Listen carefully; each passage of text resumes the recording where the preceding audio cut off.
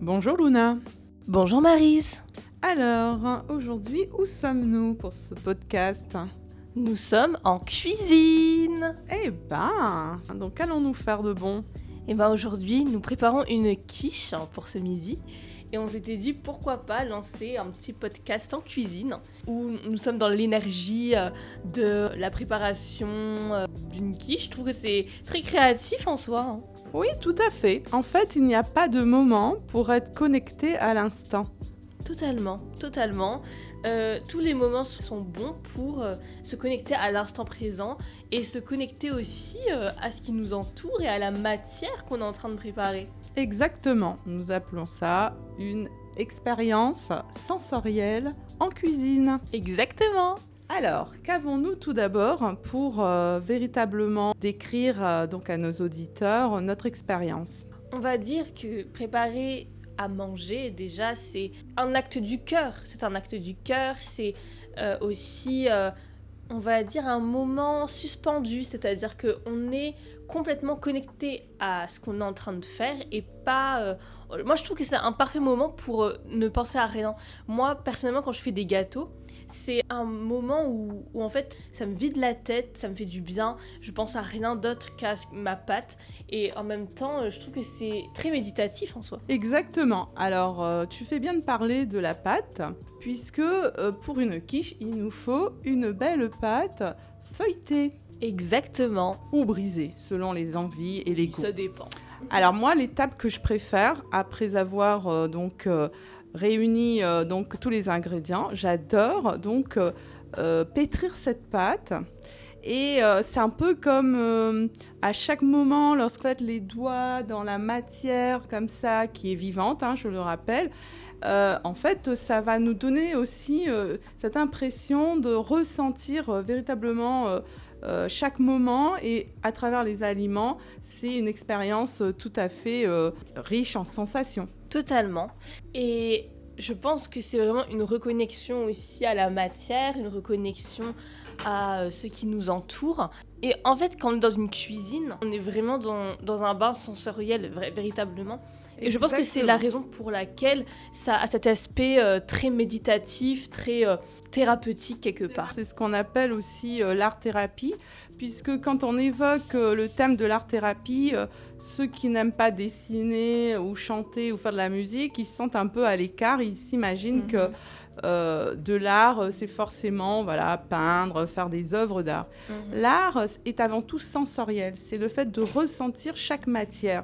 Et même quand on va peindre, et si on va regarder toutes ces matières à travers les différentes sensations de peinture, de gouache, d'aquarelle, et en fait, dans une cuisine, on est avec une belle palette. On a exactement des palettes de couleurs, des palettes donc d'odeurs, d'arômes, de senteurs.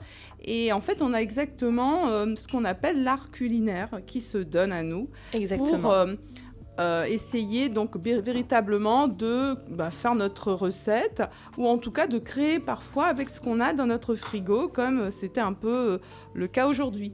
Alors qu'avons-nous déniché donc dans notre frigo pour la préparation de cette quiche? Oh, des patates douces. Mais qu'est-ce qu'on a comme trésor dans un frigo? Mais oui. En plus des patates douces blanches, comme on en trouve à La Réunion.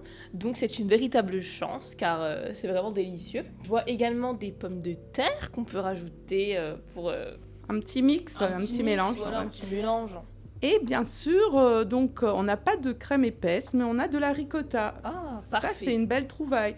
On va pouvoir donc mélanger donc cette ricotta avec un peu de crème liquide et au final obtenir donc un appareil qui sera tout aussi consistant, n'est-ce pas? Ouais, totalement.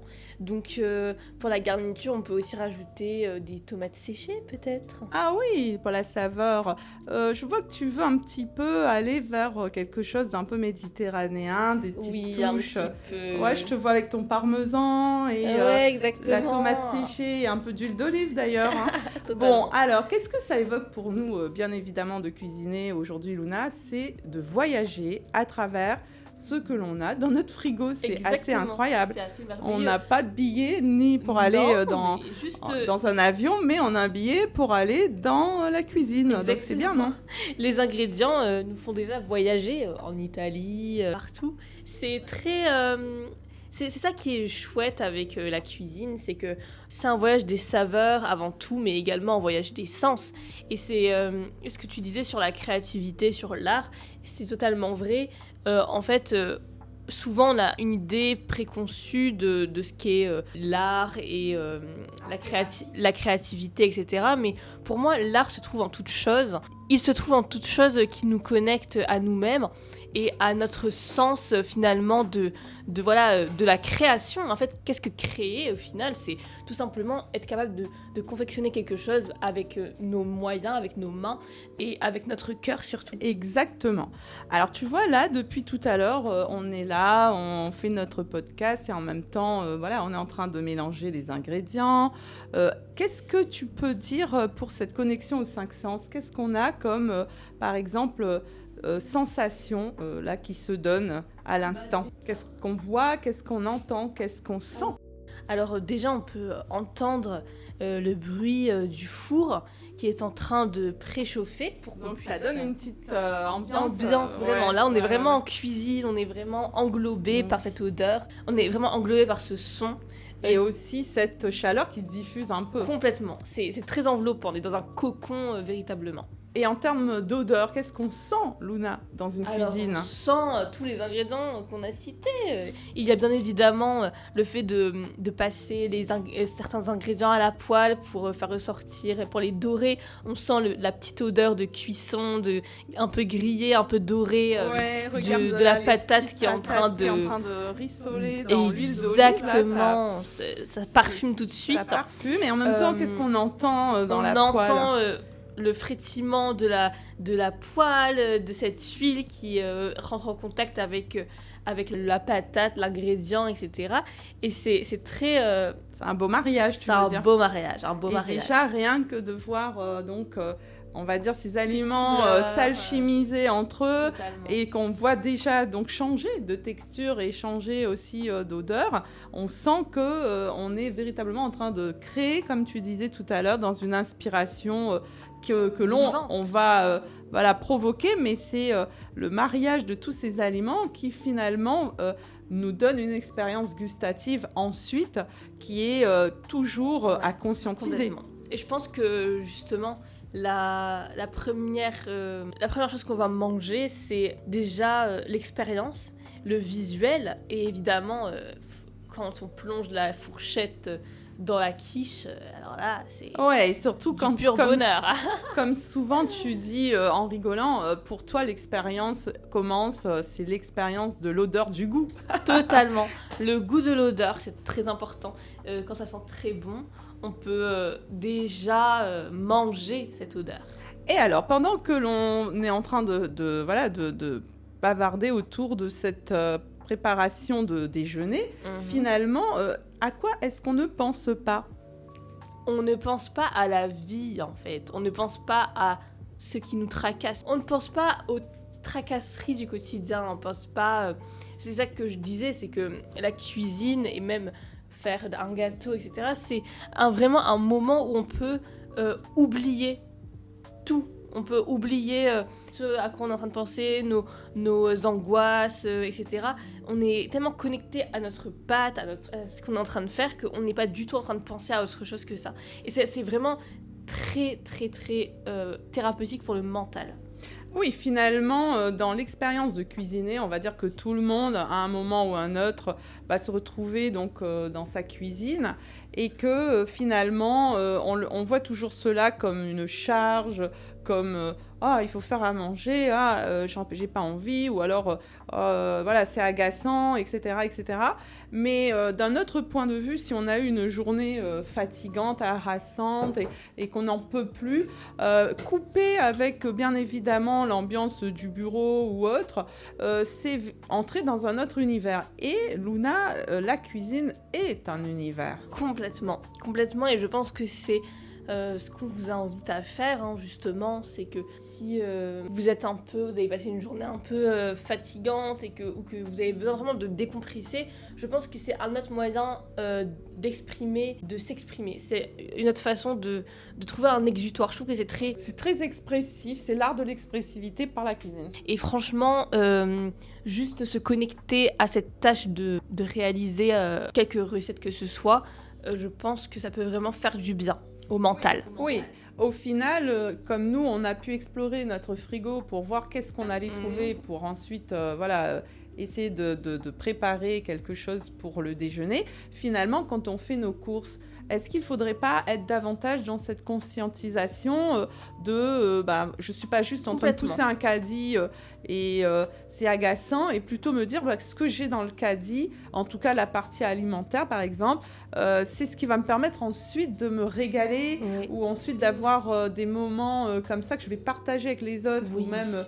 en solo, hein, on peut très bien se faire son petit plat tranquille en solo, mais en se disant c'est pas une corvée, quoi, parce que sinon tu imagines nos aliments, ils vont avoir toutes ces énergies négatives et on va pas manger finalement de bonnes choses. Totalement, et en fait c'est vraiment une conscientisation aussi de se dire que c'est magique que un mélange d'ingrédients puisse devenir un plat. Je trouve ça fascinant de pouvoir finalement transformer le produit d'origine en un plat, on va une œuvre.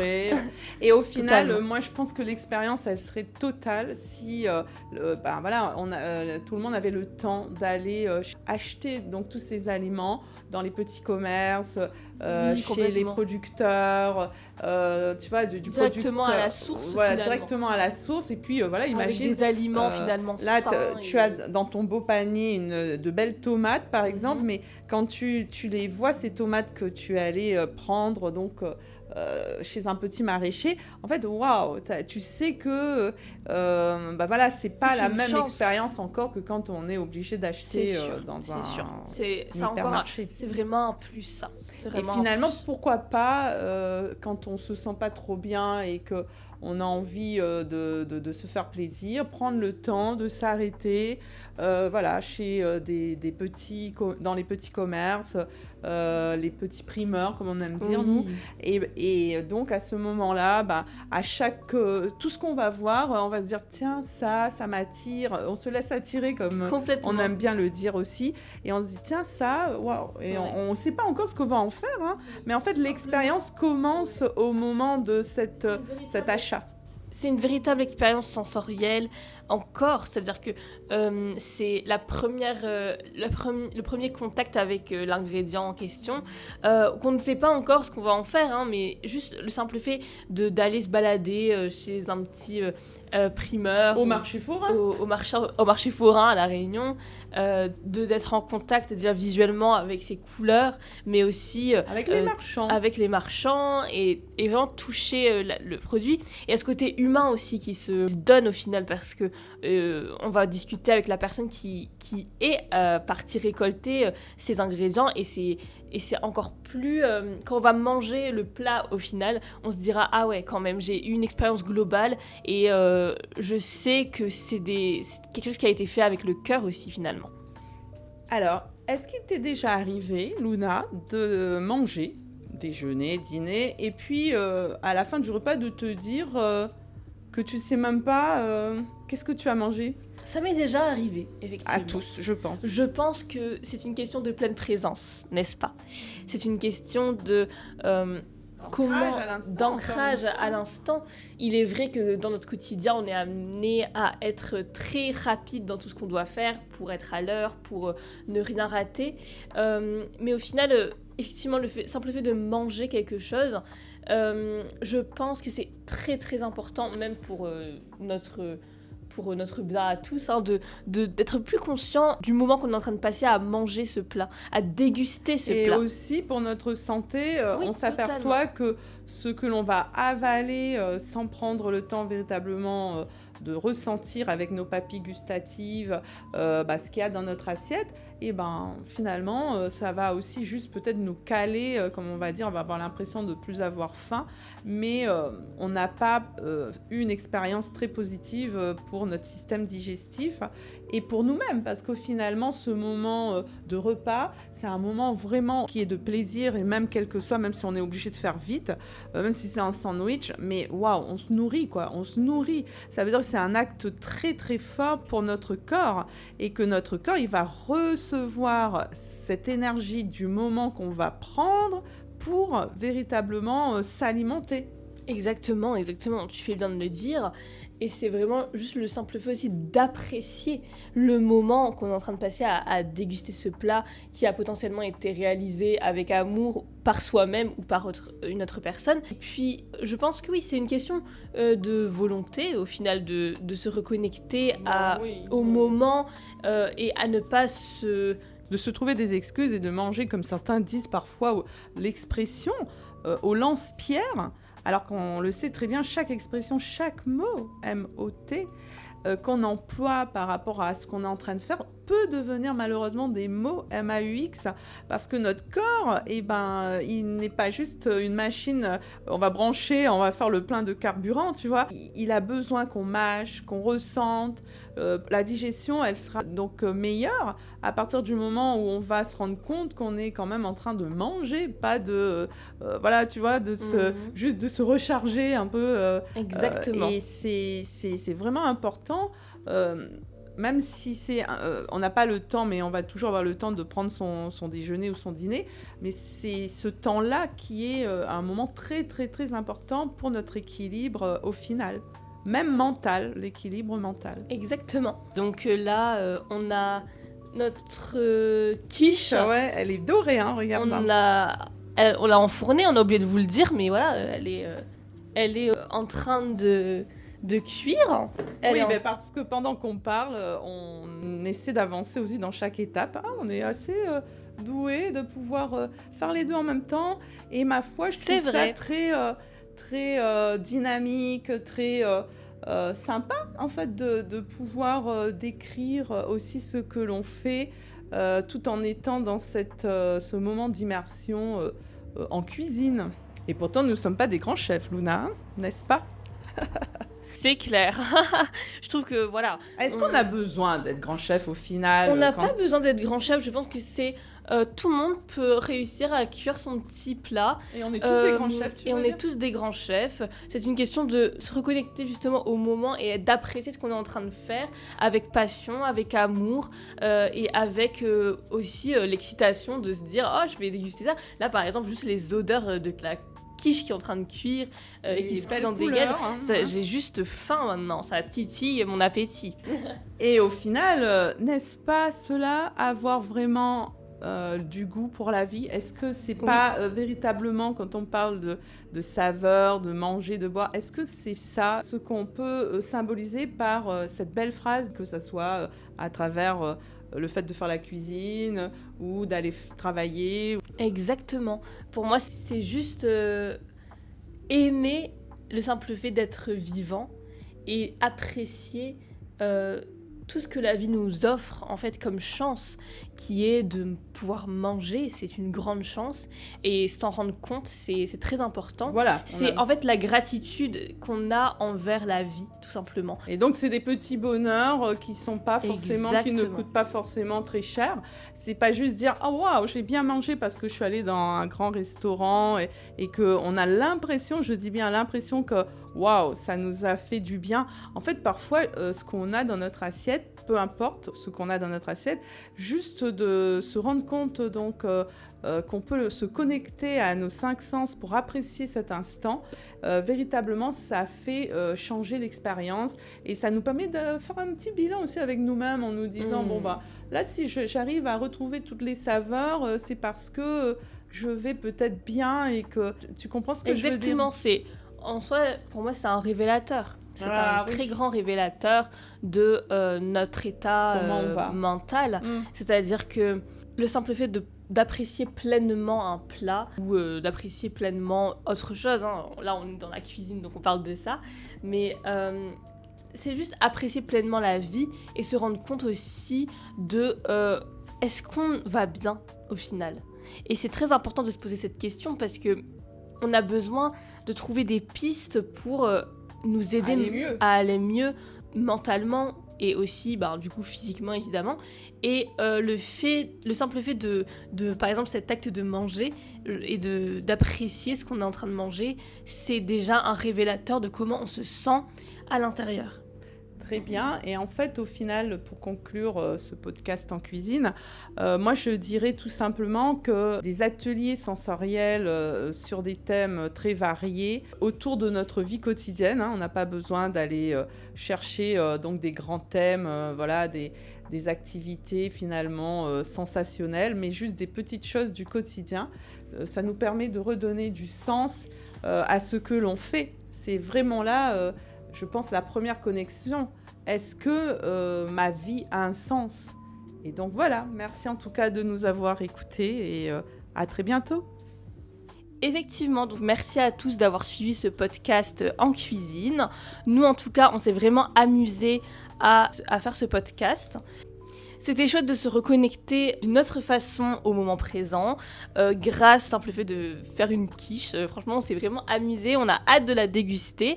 Elle aura encore meilleur goût, car faire ce podcast, c'est aussi se donner la possibilité de trouver des pistes pour finalement trouver des outils d'expression, d'expressivité, pour s'accompagner au quotidien, pour finalement aller mieux dans notre vie.